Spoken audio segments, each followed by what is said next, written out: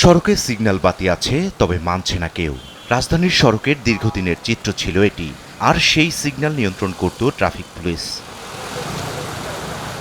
কয়েকদিন আগে রাজধানীর সড়কে বসানো হয়েছে কৃত্রিম বুদ্ধিমত্তা ট্রাফিক ব্যবস্থা।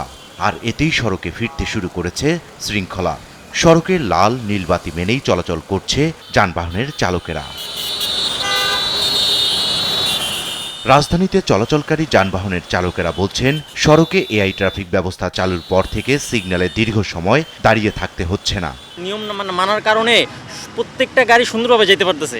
আর আগে খুব বেশি ঝামেলা হইতো, ওই পুলিশের ঝামেলা করতে। এখন আমরাও সচেতন আছি, পুলিশেরও কষ্ট কম হইতেছে, সবারই সুবিধা।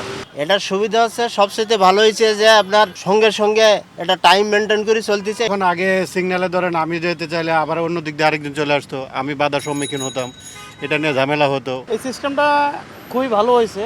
এটা আমার মনে হয় আরও আগে করলে আরও বেশি বেটার হইতো। আশা করি আস্তে আস্তে মানুষের আইন নিয়ম শৃঙ্খলার ভিতরে আসবে এবং আস্তে আস্তে সব ঠিক হয়ে যাবে।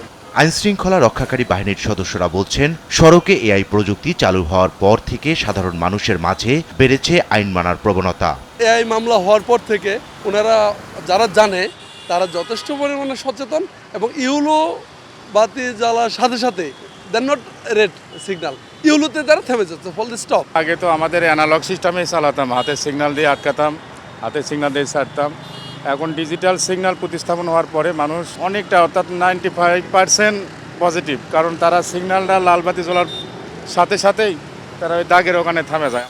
ধীরে ধীরে রাজধানীর সব সড়কেই এ প্রযুক্তি চালু হবে বলেও জানান আইনশৃঙ্খলা রক্ষাকারী বাহিনীর সদস্যরা। ইকবাল অনিক, দেশ টিভি, ঢাকা।